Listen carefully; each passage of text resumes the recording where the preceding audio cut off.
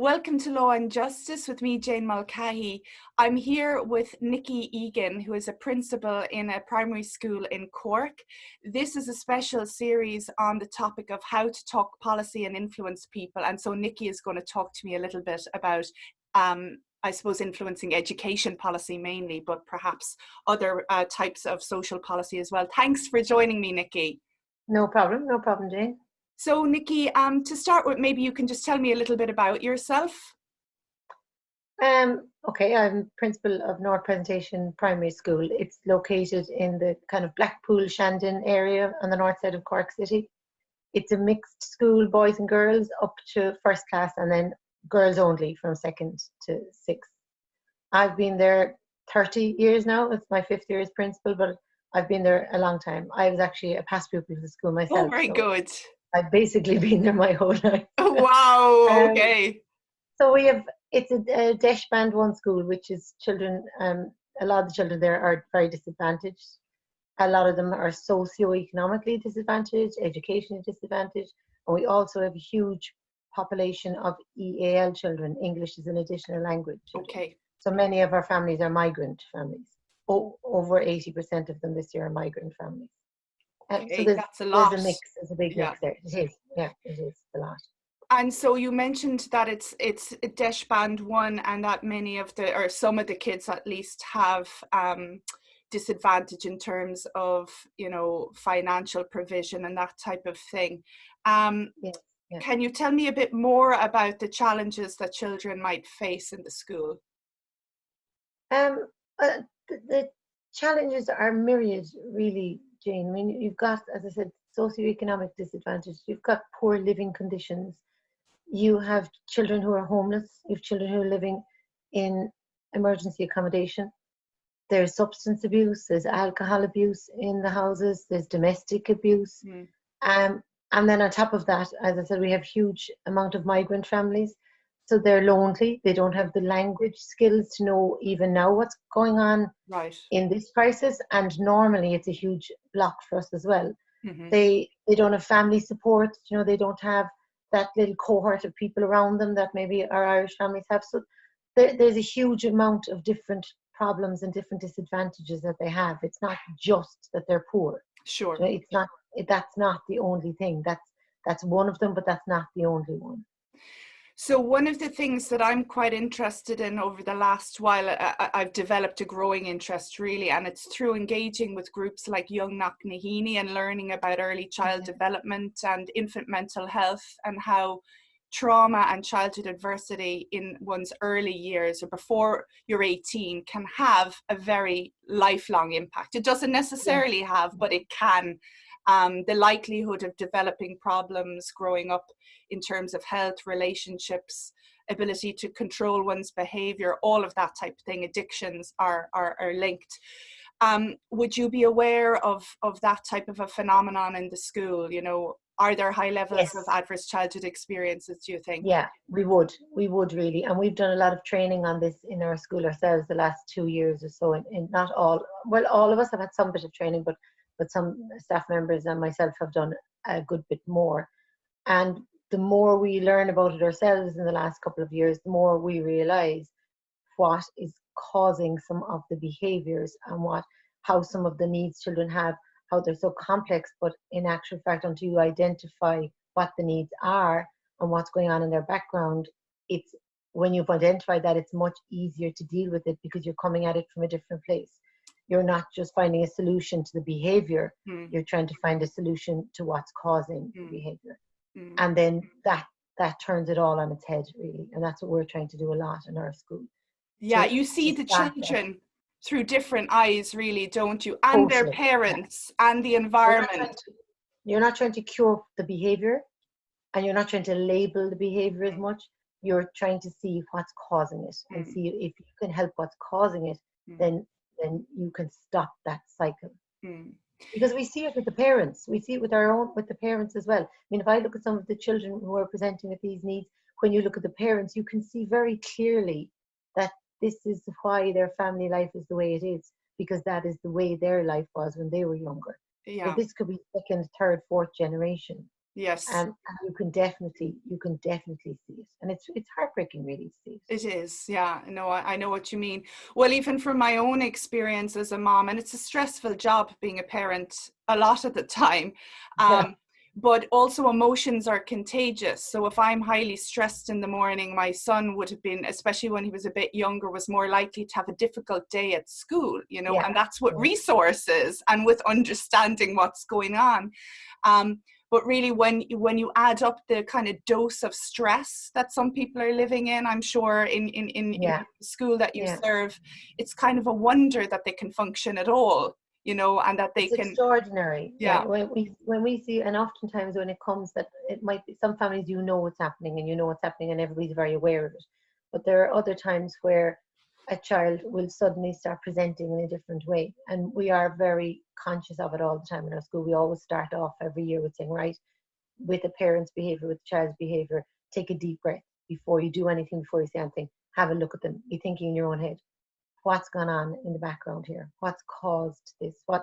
Why is the child presenting like this? And before you do anything, to ask yourself all those questions in the back of your own mind, so that you will come down a little bit of a level of stress, and you will deal with them in a different way. mm, Um, and that definitely is something that we have to be very conscious of, because oftentimes the one little thing, the pencil moved by another child, that causes an outburst, that's not really what's causing the mm, outburst. That's just the last straw. That's mm, just the trigger, on top of the electricity meter was off that morning, and everything was cold and dark in the house. There was no food in the house. mm, Mum and dad were fighting again. A car outside on the road last night was set on fire, and the fire brigade and the ambulance were there, and all the sirens were there, and it was scary, and nobody slept. And these are very regular things that happen for the children mm, in our school. mm. So there is no way that they can be expected to sit down and And just learn. embrace the curriculum Yeah. when that is at the back of their mind. I mean, well, I know myself as an adult, if something is going wrong in my family, if somebody in my family is unwell, or I'm worried about something, it's very hard to concentrate Yeah. on the other aspects of your life. So if everything in a child's life is wrong, Mm, then they're not in a place to learn. They're not learning ready. So you have to get them learning ready before you can teach them. And it's worth taking that time to get them learning ready. It's worth taking that time to take them by the hand and bring them for a walk around the garden, to bring them into the staff room and give them a bowl of cereal, sit and chat to them, to just bring them down a couple of levels mm. before you try to teach them. They'll learn more than Yes. if you just jump straight into it.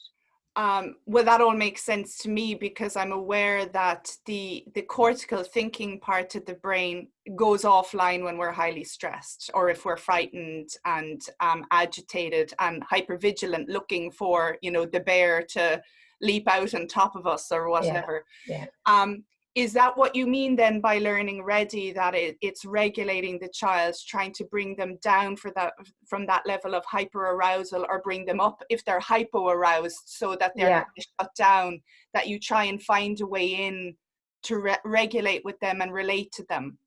yeah, exactly, Yeah. exactly.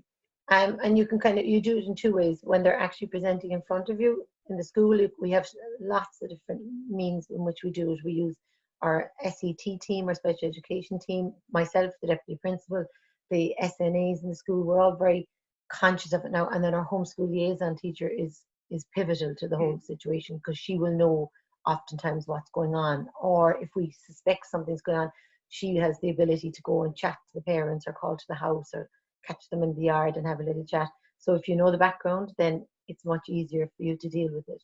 And we do all those things, like we mm, bring them for walks, we bring them for a cup of tea and a biscuit, we have breakfast with them, just to bring them to the level where they are able to go into a classroom and learn. And then once we've started that, we then link in with the family a lot. Myself mhm. and the homeschool liaison teacher would do a huge amount then of linking in with what we would call maybe target families. Okay. So very often, just informally, she might say to me, oh, listen, such and such person, I met her outside, they're having a really hard time, broken up with the dad.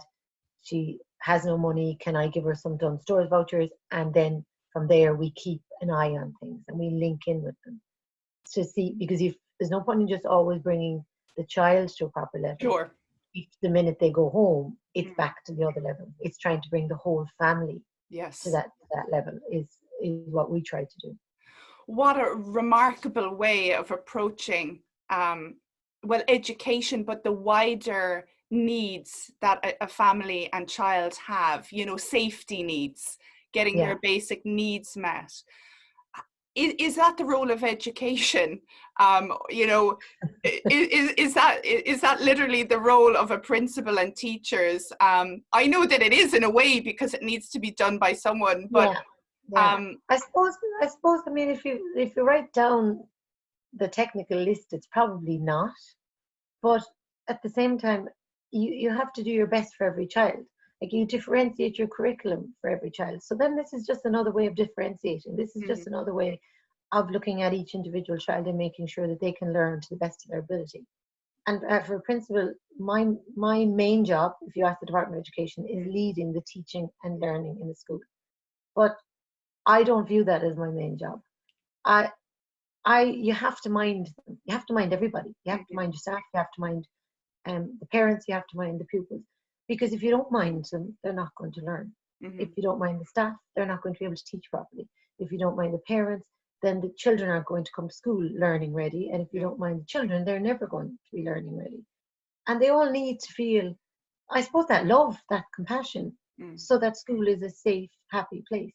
Because for a lot of our children, it's the only safe, happy place. So it needs to be the best that it can be. And I believe that the way we do it is the best that we can do it for the children that we have.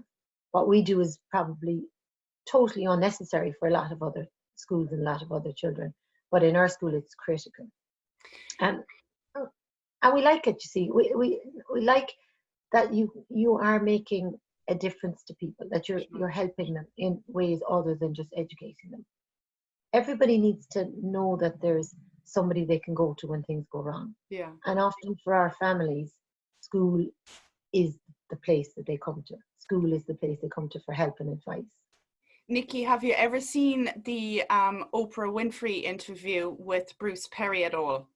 It's really interesting. I think there's a 5-minute clip online on YouTube, but she basically interviewed him about trauma, and she said it was the most life-changing interview that she'd ever done.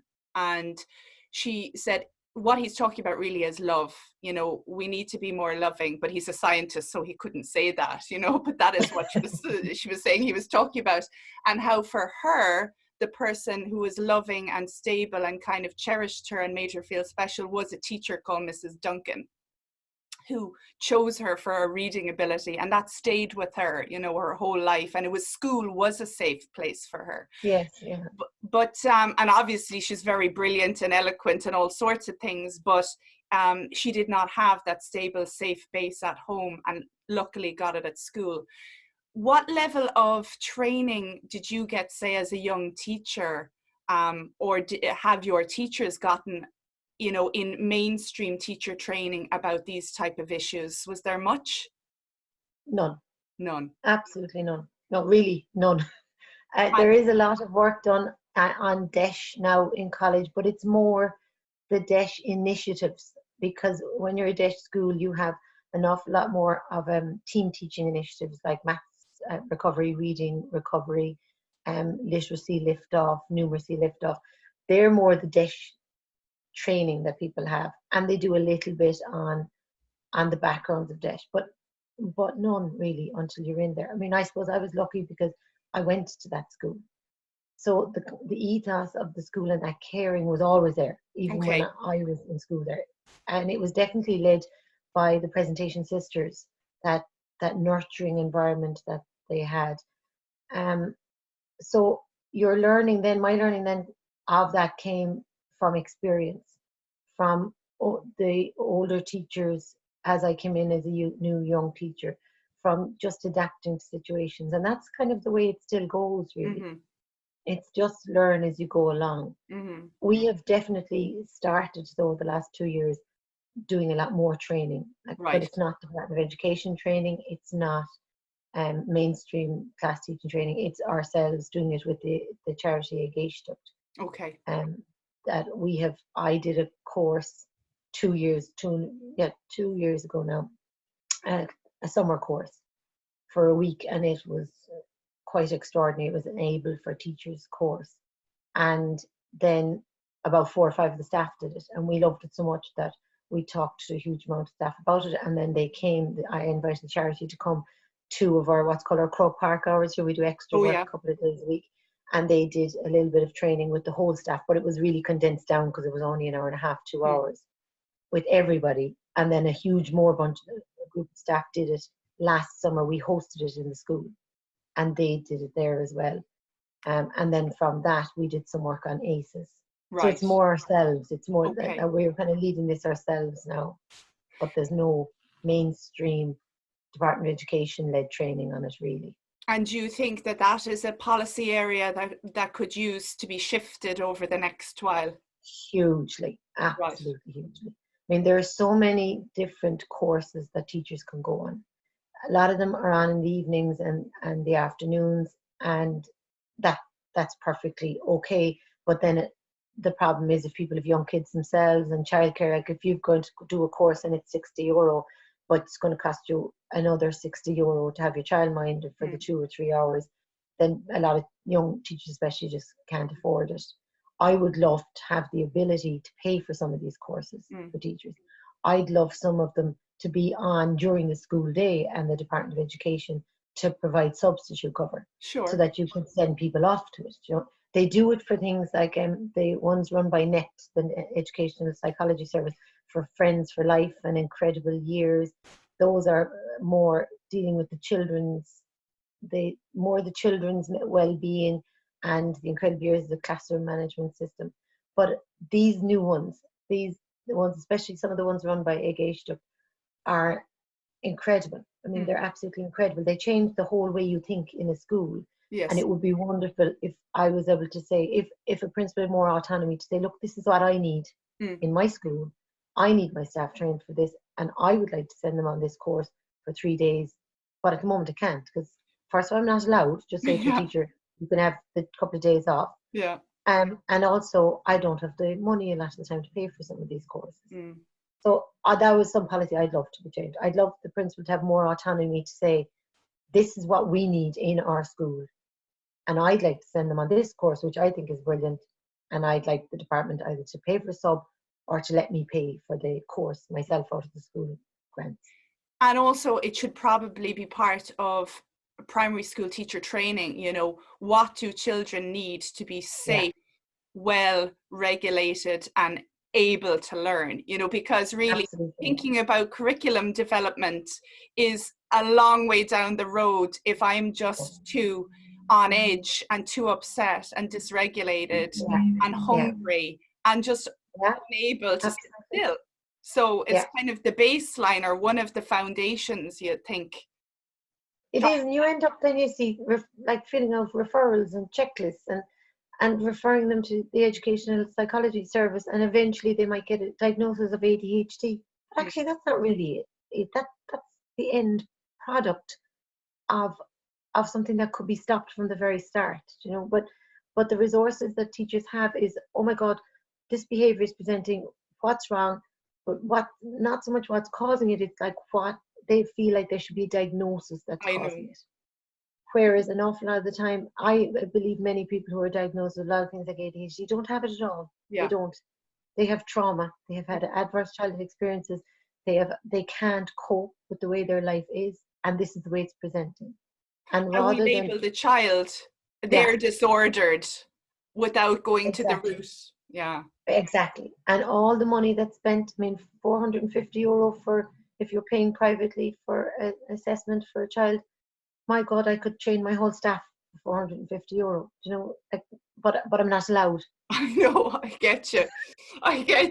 Well, we're trying to change that, Nickie, and that's part of the conversation that we are trying to influence policy. So I also want to talk to you about the fact that recently you've engaged a bit with the media, and this is an interesting move, I think. Why did you decide to talk to the media about your school and the challenges that you face? I actually didn't really. Oh, right, okay. kind of happened by accident.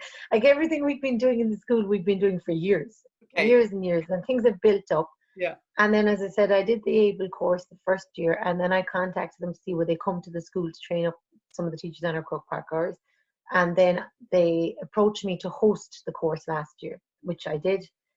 And as a result of that, they asked me to do a little bit of an interview with them on why I felt it was so important in our school, and what way we were using it, and how we felt the benefits of it for their own website and their own kind of blurb. So I did.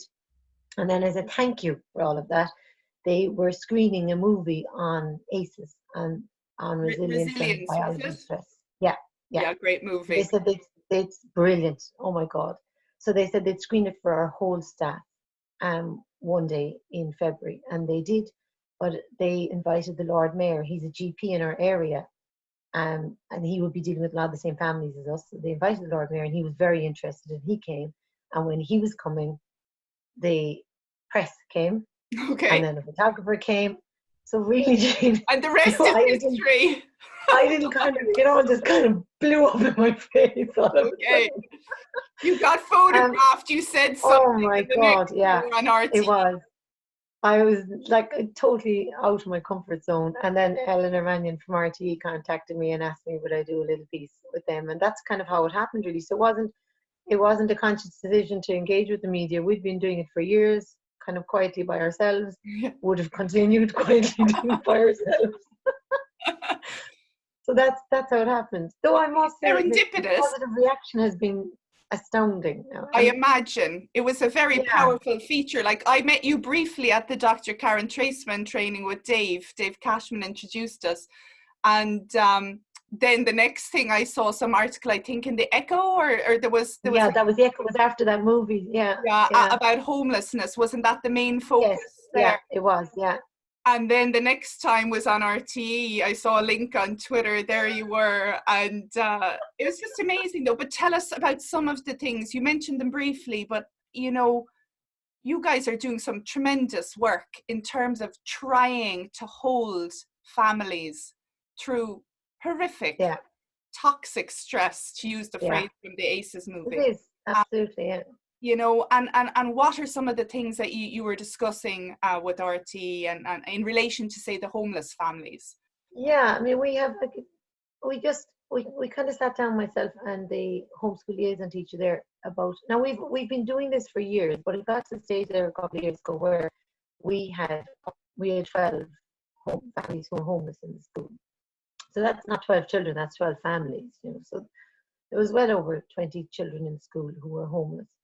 And it was affecting every aspect of their school life. But it was kind of, as I said in the interview, it was resonating throughout the whole school. It was becoming a very almost depressive situation for all of us, because we are so used to looking at different situations and coming up with ways we can help out families. But when it came to the homeless families, we were saying, what can we do?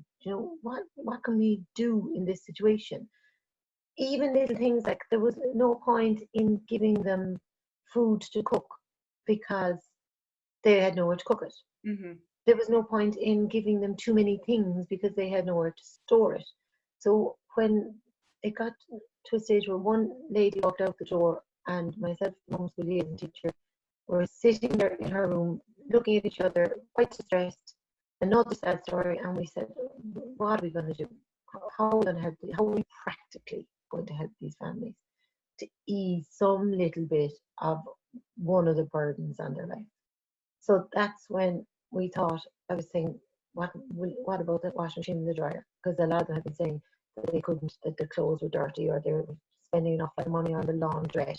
I mean, I know a lot of people who see people in emergency accommodation say, should look at them, they have free accommodation and they get money every week, and they're fine. But actually they're not fine. They're not, because if you even think of bringing a child to McDonald's, how much it costs. But if you can't cook a meal, you have to bring your family somewhere like McDonald's or Chippers. And this particular woman actually had been crying, saying that she was a very proud cook and she always loved cooking a family meal, and that she hadn't been able to cook for her family, and she could see the kids getting all healthy and she could see their skin color changing. That was distressing. So that's kind of where it all stemmed from, was in what things can we do to practically help them. So we have started offering them just quietly now, we didn't send out a note or anything, just a bit like I was saying earlier on, a quick catch them on the corridor or out in the yard or at the coming in time in the morning and saying, look, the washing machine and the dryer are there. If you want to use them, if you want to, you can. We'll show you how. You don't have to even come to us the day you're doing it. Just do it. The same with cooking facilities that are there, and then little things like that we quietly slip them a Done Stores voucher every now and then. That we'd organise penny dinners, and the Life Centre are wonderful at Christmas time when they'd organise appropriate hampers of things for them, and just all little bits and pieces like that. And then we have our breakfast club, so that they didn't have to be trying to get them breakfast before they come to school, that they come in and we give children their breakfast and we give them that little bit of downtime before they went into their classrooms. So just small bits and pieces like that. Yeah, but again, remarkable, and it can make that difference to the child to just be a little bit better positioned. Yeah. Be receptive to learning, to be present in the classroom as opposed to shut down or amped up. And how do you afford those initiatives like the breakfast club? And is that part of the breakfast club? We the money for the breakfast club we are entitled to out of our Department of Education school meals funding. So that is Department of Education funded, I suppose.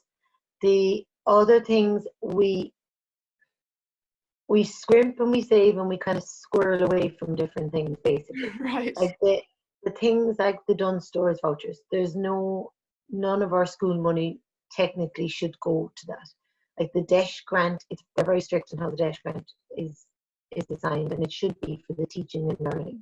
Right. So you could buy all the software, all the books, anything like that you like, but I doubt very much the Department of Education would count buying a Done Stores voucher for a family as part of it.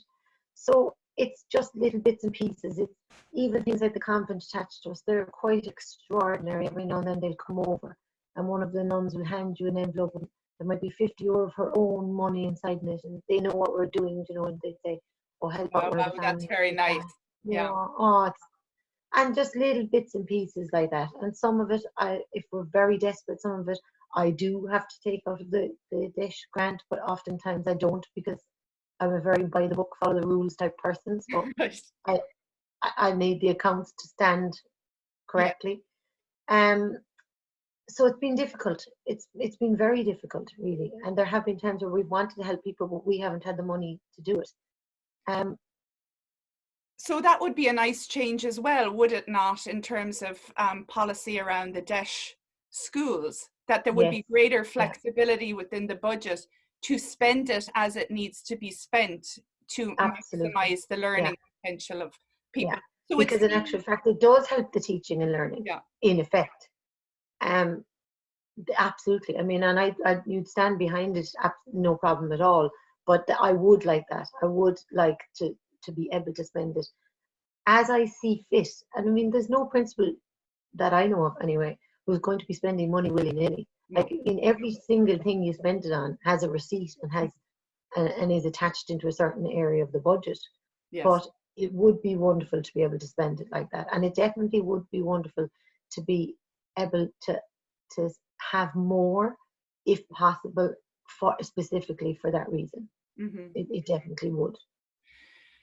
We're obviously doing this interview now from our homes because we're in lockdown during COVID-19. The global pandemic is affecting us all massively.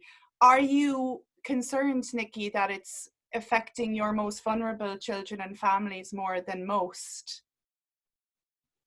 I was actually half dreading you asking this question because I thought I was going to get upset, and I am.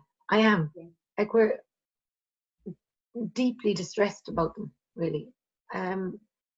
Trying the day that we closed, that we found out at 11:30 and we closed at 2:30, and they went out the door and the staff stood there in a state of like silent shock, and so many of the staff were so upset. Like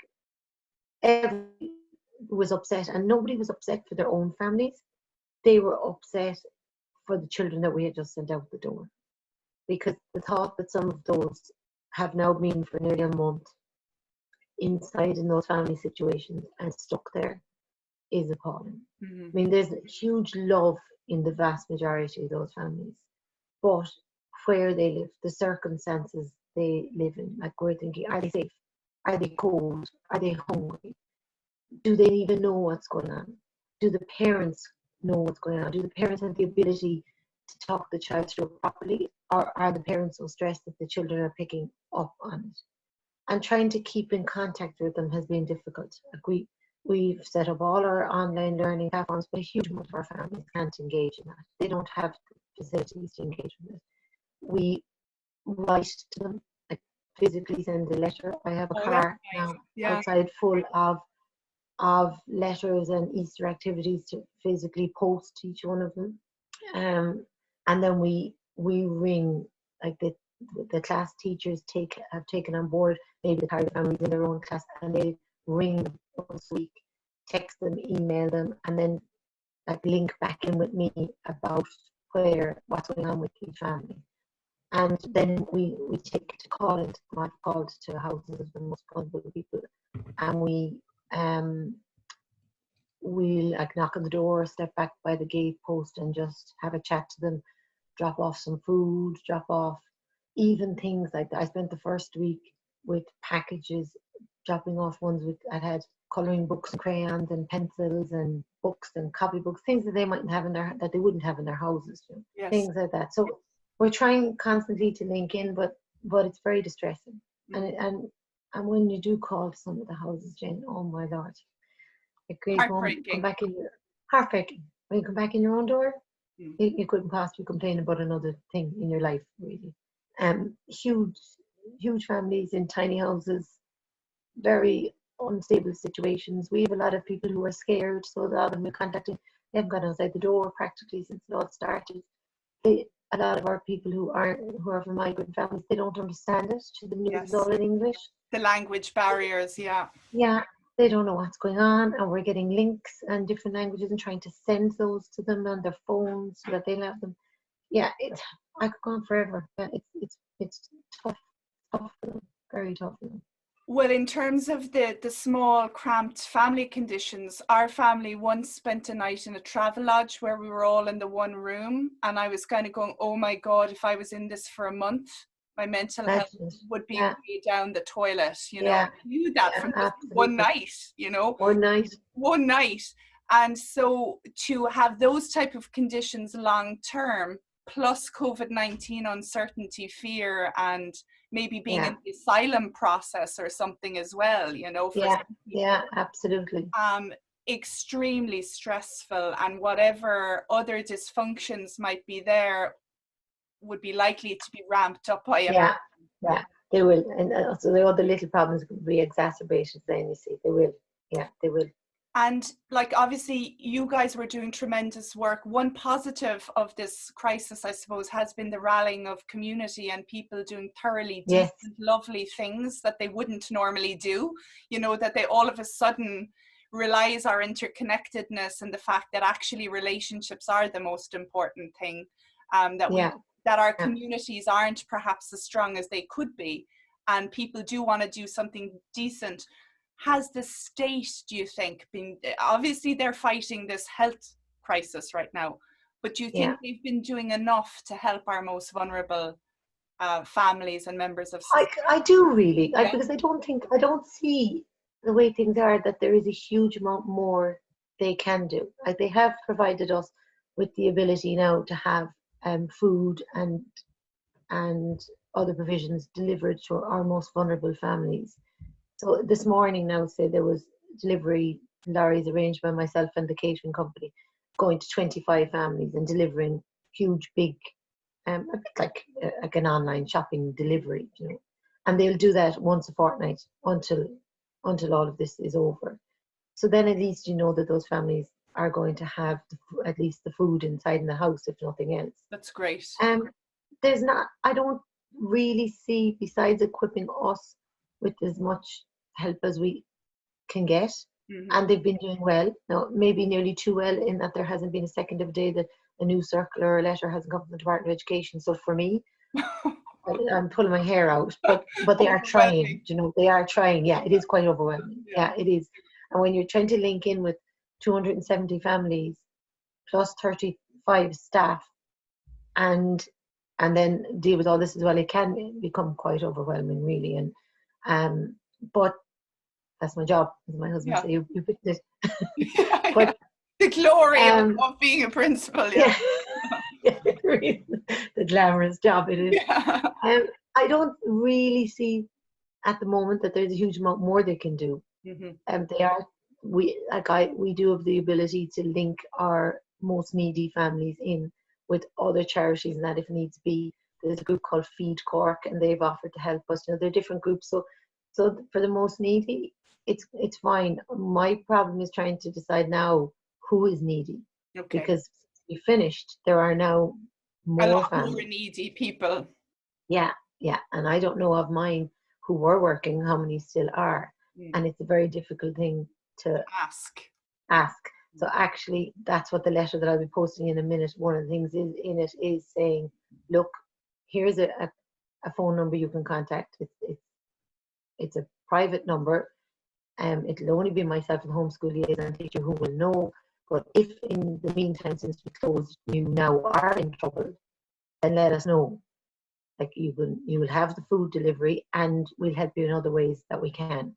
So it's just a way maybe that they can link in with us. Yes. You know, because I'm not sure. A lot of the phones are turned off, and you're wondering, are they turned off?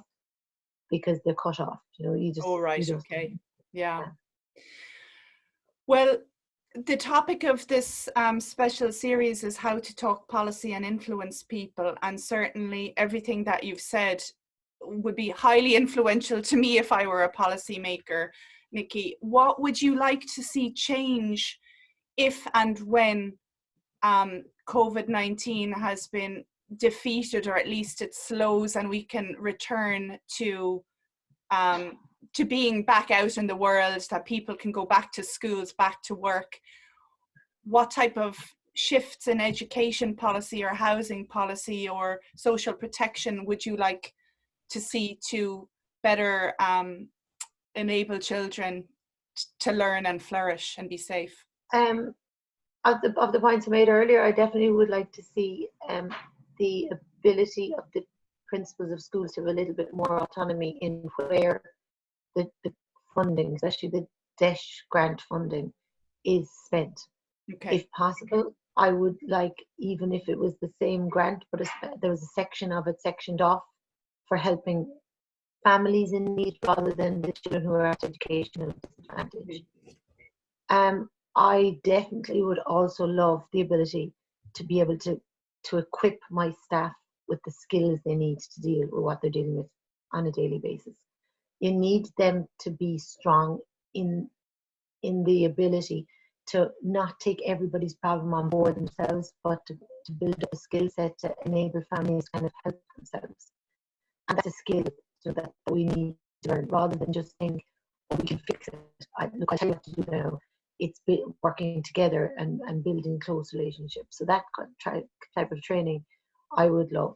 The really huge one, Jane, is the housing situation. It just has to change. Like, there is no child should not have a house. There's no child should have no home. It's just unacceptable that a child would have no home, that a child would go out the door of a school each day and not know where they're going, or be in a bed and breakfast with people screaming and roaring. And an awful lot of the time, these bed and breakfasts aren't in suitable areas of cities for children to be living in the first place. That has to change. It just has to change. You know, that there are children with no houses. And I suppose the other huge thing for us is the child mental health services. We have children in our school, and they've been on mental health waiting lists for years, like 2-3 years. And in that time, this is a child that we would have identified as having severe mental health issues. And once the referrals are gone in, and you get letters saying, we've got a long waiting list, but your child is on the waiting list, that's it. That's you get no more help with them. So Mm-hmm. then you've got a staff who really aren't equipped to deal with this. We're not psychologists, we're not psychiatrists, so we're doing our best, because, and it's not, the onus is on us then, I suppose, to mind them through these years and to try and help the families and give advice and give help. But in actual fact, that's we're out of our comfort zone. Yeah. We're out of what we should be doing, because we don't have the training, we don't have the skills for that. That's not what we do. But we do it, because if we don't do it, if we shrug our shoulders and say, oh well, that's not for us to do, then they're left with nobody. And we will never do that. We will never shrug our shoulders and leave somebody with nobody. So we're kind of struggling with that too. Yes. Like the services for children's mental health is just appalling. It's lack of personnel. It's not that the service that's being delivered is appalling, because everybody, once they're in it, is looked after very well. It's that they don't have the personnel. Right. There's nobody there. Like, where our educational psychologist was out on leave, unexpected leave last year, and there was nobody to fill in for her. Okay. So we were a school, one of, I don't know how many she had, and we had no psychologist. In Deshban, one school, we had no psychologist in the time that she was out. That, even for her dire herself, gap. absolutely awful for her to be out and thinking, there's nobody filling in for me. Yeah. So this is all building up until I come back. That is a huge gap. Yeah, there is. There's a huge personnel gap there. One thing that I found very interesting with this whole public health response, and the fact that all of a sudden we were able to stop rent evictions, or sorry, rent escalations and evictions. It was no longer unconstitutional in terms of people's property rights when we needed to stop evictions and cap rents. Would you be hopeful that that has helped now shift things? I would. Yeah. I definitely would. I mean, I don't think it's been talked about all the time. It's been talked about. We all hear it being talked about. But, and I suppose it was one of the reasons why our story kind of resonated with people, was they suddenly saw the human face of what was being talked about on the news all the time, and people let it just fly over their heads half the time. And they suddenly saw that there were small little children in the midst of all this, that there was a staff and school dealing with it, there was parents dealing with it. It was like more of putting a face to it. Mm-hmm. I would hope that those sort of things now will continue on. Like, you cannot allow, like I said a while ago, you cannot allow a child not to have a home. You can't. What sort of a state are we? I know, it's unconscionable. Such a natural place. It's unbelievable that you could allow a small child to have no home. It's just obscene. Unacceptable. It really is. It really is. And it's something that needs to never ever be allowed to happen again. It really. And I mean, once they're put into a B&B situation, that's not it. That shouldn't be somebody dusting their hands and saying, "Oh, that's fine," because that's actually just one step up from actually being on the street. That they don't own that house. They don't know where they're going to be the whole time. They don't even have their toys and stuff with them, because they can't have them with them. You know, that can't be allowed to happen anymore. Especially with the amount, I mean, up near our school, the amount of closed up and boarded up buildings is quite incredible. You could house every single one of our families somewhere around there if somebody actually worked at it hard enough. And why are they all boarded up? Do you know? I suppose some of them are probably private ones that aren't being rented out at the moment. Some of them are council and corporation houses that they don't have the money to renovate. But my God, there's enough money being paid into the bed and breakfast all the time. There you go. Yeah, and direct provision and lots of, and prisons, you know, there's lots of, we spend money on things that cost a lot of money. We spend a lot of money on disease that's caused or partly caused by childhood adversity as well. Absolutely. So we should pump a bit of money into prevention. Because there will, I think we're going to have a huge mental health problem in this country in 10, 15 years' time, caused by all of this. Mm-hmm. Because all of these children, this is like, homelessness is an adverse childhood experience. Absolutely. And it's only coupled with what else is going on in the family. And what's going to happen is that we're going to find ourselves in 10 or 15 years' time with a huge amount of teens and early 20s who are having huge mental health problems. And nobody is going to join the dots back to the fact that they were homeless when they were 5, 6, 7 years of age. But they should, They should, because yeah. because that it is going to come out in 10 or 15 years time.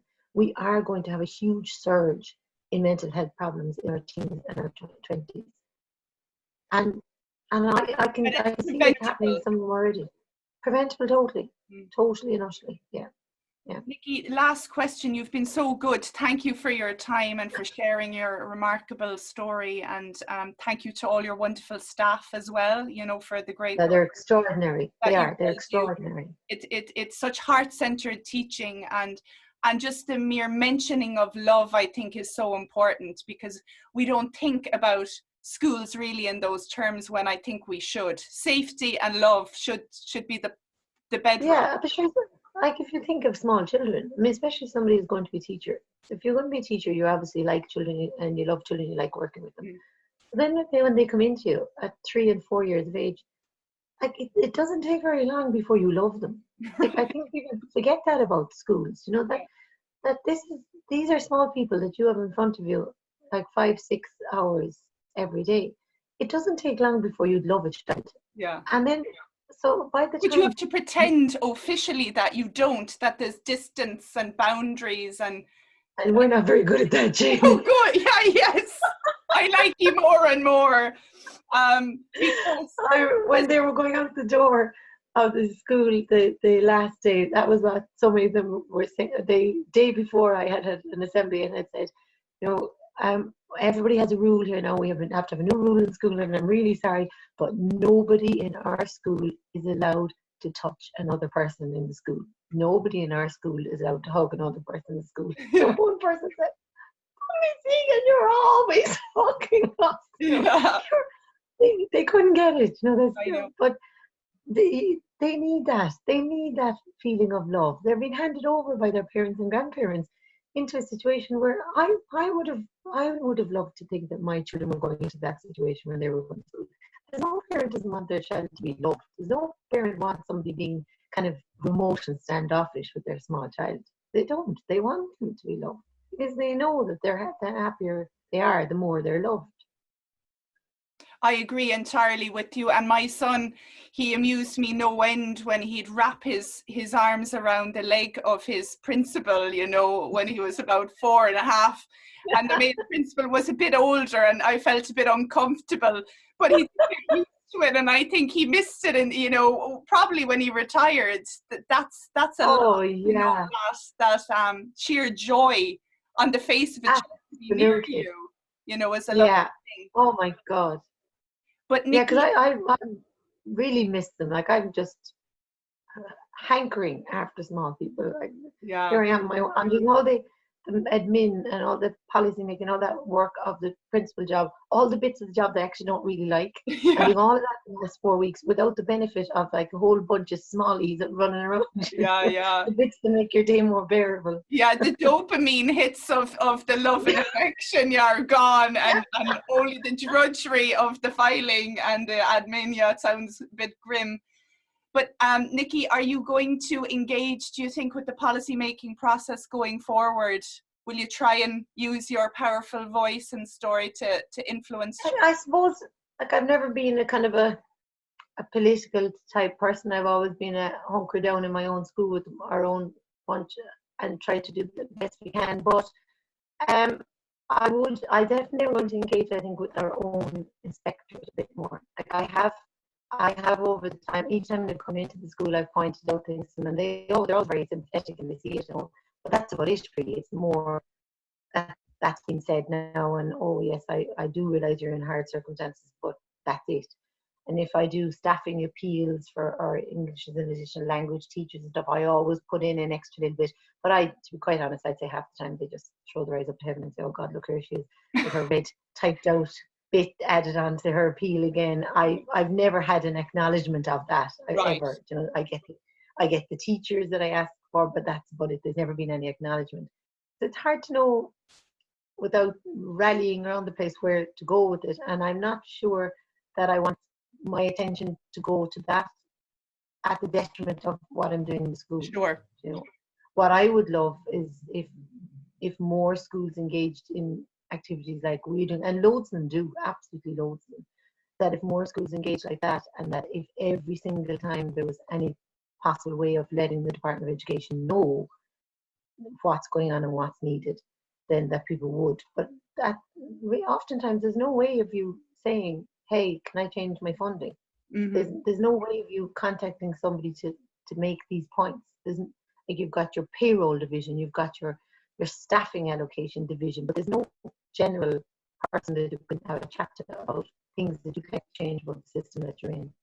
Right, right. Probably best to aim it to the Secretary General or and the Minister, although you may or may not get a response, but just to document the issues going forward.